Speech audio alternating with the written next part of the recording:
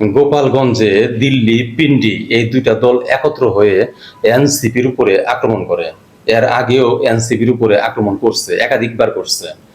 এদের কারণ হইলো এরা ভয় পাইছে। যেখানে এনসিপি যাচ্ছে অতিরিক্ত মানুষের চাপ দেখতে পাচ্ছে, মঞ্চের সামনে জায়গা তিল ধরার জায়গা নাই, মনে করছিল ওদের সামনে লোক হবে না, এরা মেম্বার হওয়ার যোগ্যতা রাখে না। এখন দেখতেছে সারা দেশের মানুষ ওদিকে ঝুঁকে যাচ্ছে, ওরা ভয় পাচ্ছে, ওরা মনে করতেছে যদি ভোট হয় তাহলে এরা একসাটিয়া ভোট পাবে। এই জন্য ভোটের আগে যদি অঘটন ঘটানো যায়, রক্ত ঝরানো যায়।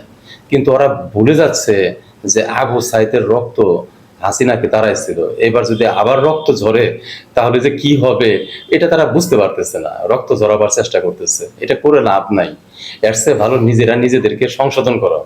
ওরা যেমন স্বপ্ন দেখাইতেছে তোমরাও স্বপ্ন দেখাও। তোমরা যে কাজগুলা করতেছো রাস্তায়, মাস্তানি, চাঁদাবাজি, ঘুষ, দুর্নীতি, টেন্ডারবাজির যে খেলাটা খেলতেছো, পুরানো খেলা খেলতেছো, খেলাটা বন্ধ করো।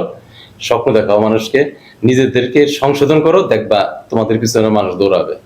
এইভাবে ওদেরকে পিটাইয়া মাইরা রক্ত ঝরাইয়া তোমরা ক্ষমতায় আসবে, এটা হতে পারবে না, এটা হবে না।